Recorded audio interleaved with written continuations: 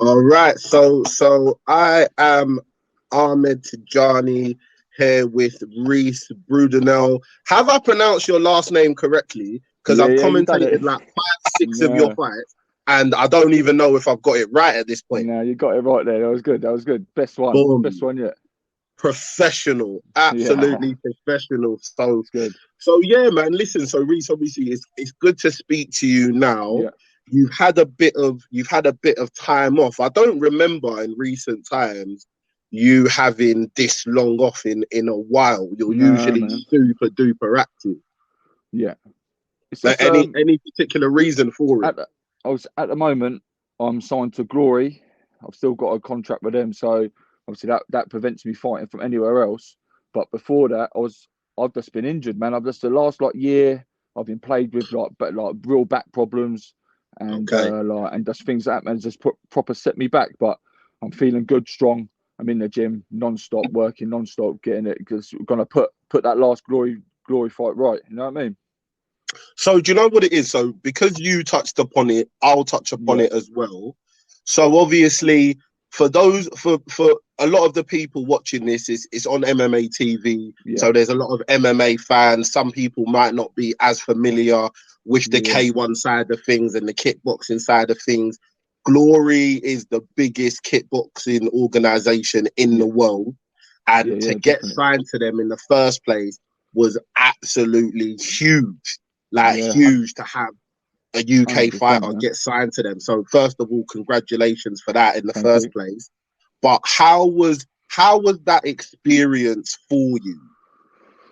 Oh, it's hard to that's where to start in that, man. Obviously, looking back on it now, I've got all these emotions, all these things what I could have done differently, and it's like it, the whole thing in general was just proper out of my comfort zone. You know what I mean? Like it proper set me right back from obviously when I got there from doing it all.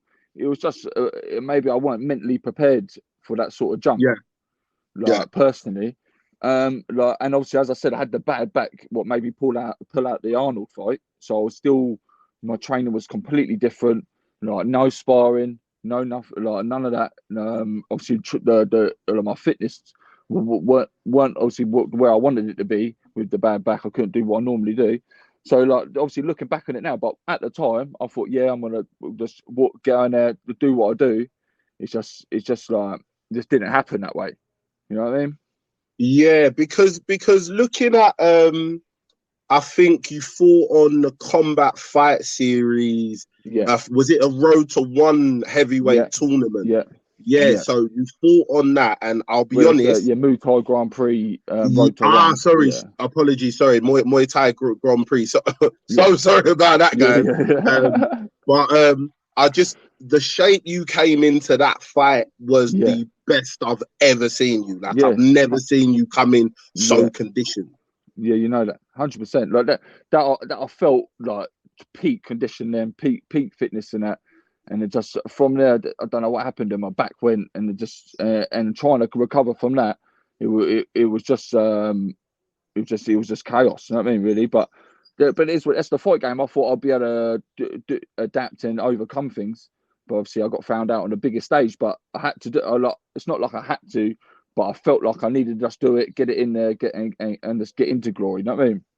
So you said something is interesting. Do you feel like you got found out at that stage, or like you weren't ready for that stage, or Nah, do you no think way. it's a Like case of no way that I went into that fight. Yeah, and I fought at like 40% of what I'm able to do. You know what I mean? yeah? That's what I reckon. Like, there's nothing in it. And like I didn't have no crowd. I wanted it just I couldn't. It was just too much for me on the time. My mental state weren't where it should have been, and that's obviously what let me down. You know what I mean, that's what I So believe anyway. I so reckon I could take it to any person, any man, and that's for sure. 100%, I can take it to anyone. I just weren't in that right condition to bring it to that level. And I got found out. Obviously, he was good. He was a solid fighter, good on the night, and that's what happens, man. Everyone has a bad time.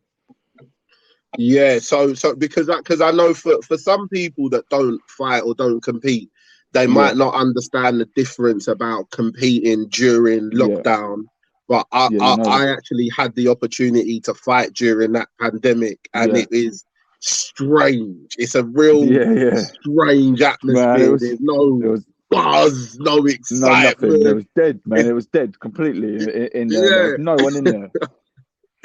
It's a strange one. Like I saw it, and like I follow Glory a lot. So to watch that, even watching that fight, it felt strange. It looked strange. Everything about it was just a bit odd. Even just watching it, because I've seen a lot of big Glory events, all these things, and to see it, no crowd, the energy just seemed a bit off.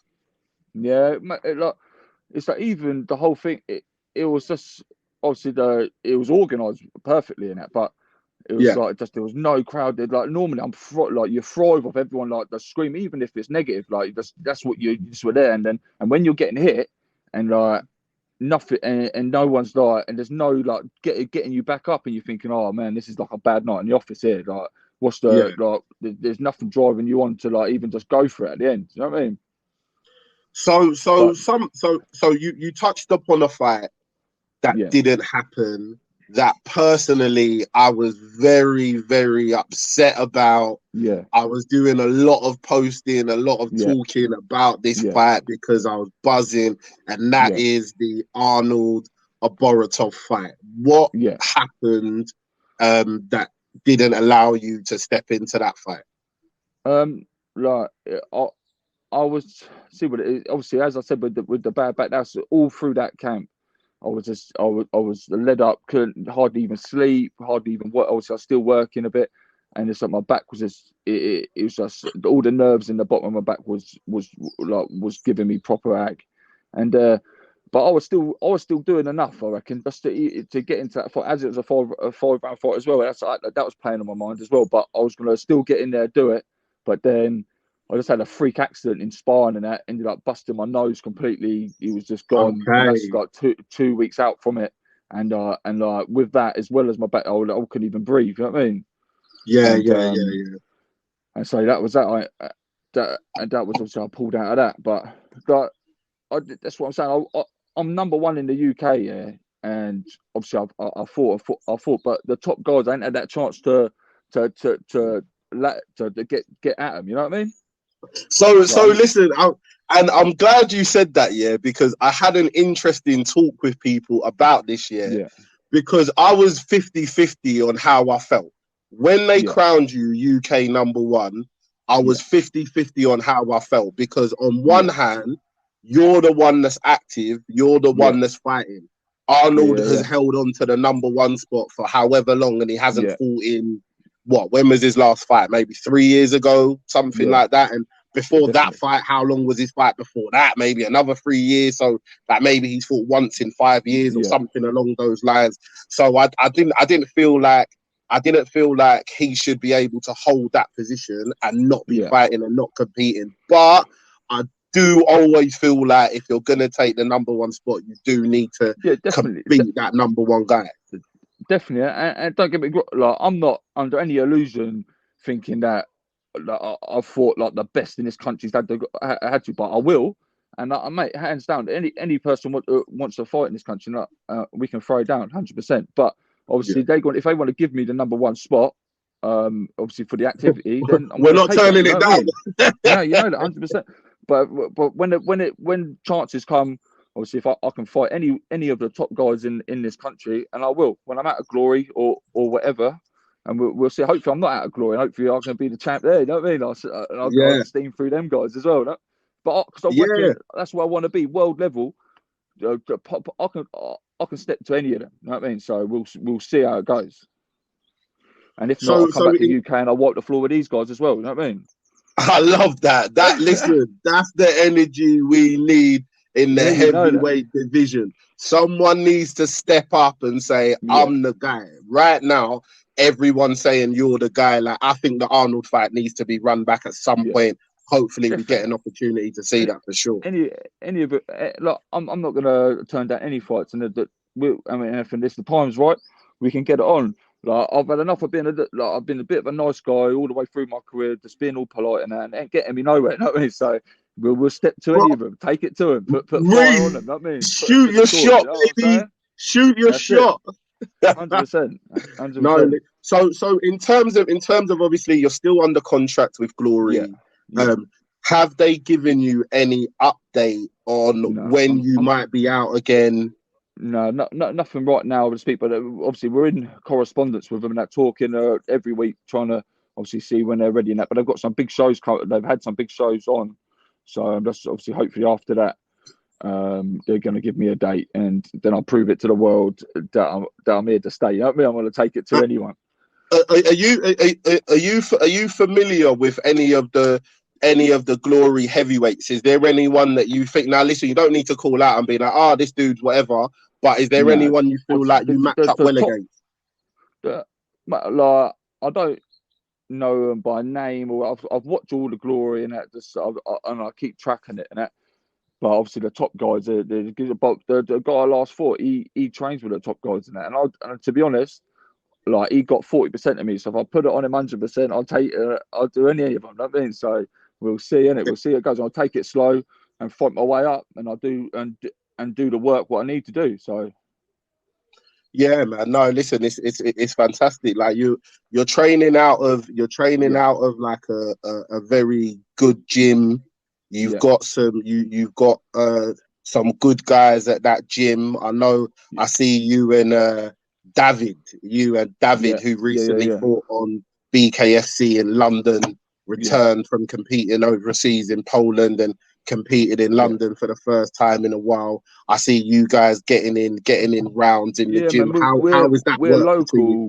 Yeah, it's good. We haven't really got together recent times, man. But it's always good to have him local. Obviously, he was at my gym when I was starting out, and obviously I learnt from him. He's obviously got his own gym now. He's moved, but we're all still local, and there's still some good guys, obviously, to train with down here. But it's like, I reckon there's some bigger guys in the country need to reach out to me or whatever, or send me their details, and we'll get a sparring. Because, mate, at the end of the day, we're all in the same place. We want to do well on the big stage. That's it. We want to make sure the UK's have the best fighters in that. So, if obviously the sparring and that's where I think, because there's no big guys really on the who obviously I can spar with. So Rhys, what you're saying, so basically, just to translate for people, Rhys is saying none of the heavyweights in the country want to spar. They're all shook ones, and they don't. No, I didn't say that. But all jokes aside, so really, just like maybe just the word out to the other heavyweights in the UK. Yeah. Listen, iron sharpens iron. We're not. Like, there's not too many of us around, so let's get some work in. Obviously, it's all professional at the end of the day, isn't it? We're all going to be sparring, helping each other out, and if one day we do compete against each other, that's so be it, isn't it? Like, it's the name of the game, isn't it? It's all love till the violence starts, isn't it? You know what I mean? Listen. I've seen you fight a lot of times. I know how you like to get down. It's great, and it's great to see. See for you, if in a perfect world, when would you like to be back out there and competing? I'm half ready now to go. So you give me 8 weeks in that or whatever, I'm laughing. I mean, I'm in the gym anyway, like, but I can just tighten a bit what I need to tighten up, and just train a bit harder and that, and I'm ready to go. Like, I ain't gonna. There's nothing more I can do. I'm always ready. You know what I mean? It's like my back's sorted now. I'm laughing, like I'm jumping around all the time. Like, so that's the word to Glory, to anyone on Insta, anyone on Twitter. Let's spam Glory, and let's get Rhys Brudenell back out there on one of their next European cards, one of their American cards. We're ready. Listen, the passport's ready to go. Rhys is ready to travel anywhere, anyone, anytime, any place. Perfect, man. I think that's a great way to leave it there. But Rhys, listen, thank you for talking to me. Listen, always been a fan of your work. 100%. Thank you, man.